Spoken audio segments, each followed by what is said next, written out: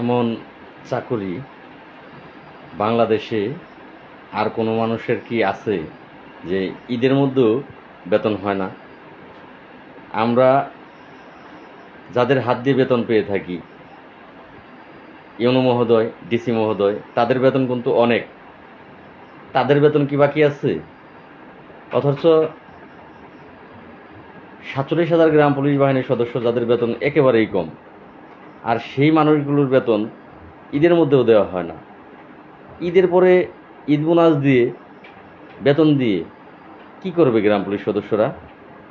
ঈদের মধ্যে প্রত্যেকটা পরিবারই তার ছেলে মেয়ে সহ পরিবারের অন্যান্য সদস্যদের মুখে হাসি ফোটানোর জন্য নিজে না খেয়ে হলেও টাকার প্রয়োজন পড়ে।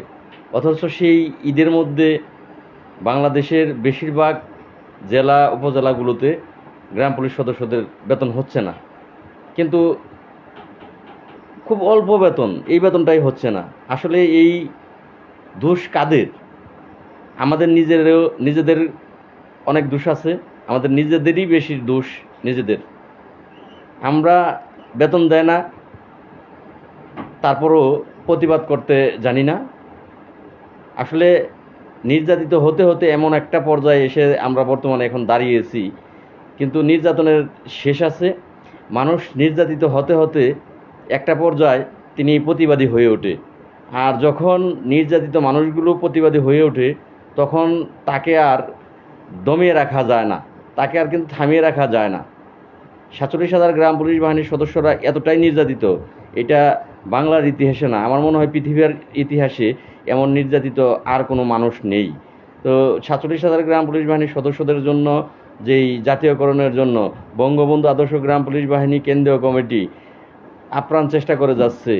আমি ঈদের পরে আর থেমে থাকবো না। 47,000 গ্রাম পুলিশের মুখে, তাদের পরিবারের সদস্যদের মুখে হাসি না দেখে বাড়ি আসবো না।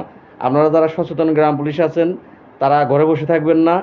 আমাদের গ্রাম পুলিশের মধ্যে যাদের দোষ, যাদের কারণে আজকে আমরা এই অবস্থান করতেছি, তাদের প্রতিহত করে আমরা এগিয়ে যাব। আমরা মাননীয় প্রধানমন্ত্রীর কাছে এই কথাগুলো জানাবো, আমরা তার কাছে জানাবো। তিনি জানে না ঈদের মধ্যে গ্রাম পুলিশ সদস্যদের বেতন দেওয়া হয় না, আমার মনে হয় না এটা মাননীয় প্রধানমন্ত্রী জানে। আমরা অবশ্যই ঈদের পরে জোরদারভাবে আমরা লাগাতার অবস্থানে যাব, এবং মাননীয় প্রধানমন্ত্রীর যতক্ষণ পর্যন্ত নজরে না যাবে ততক্ষণ পর্যন্ত আমরা বাড়ি ফিরে আসবো না। ধন্যবাদ সকলকে। আসসালামু আলাইকুম ওয়া রাহমাতুল্লাহি ওয়া বারাকাতুহু।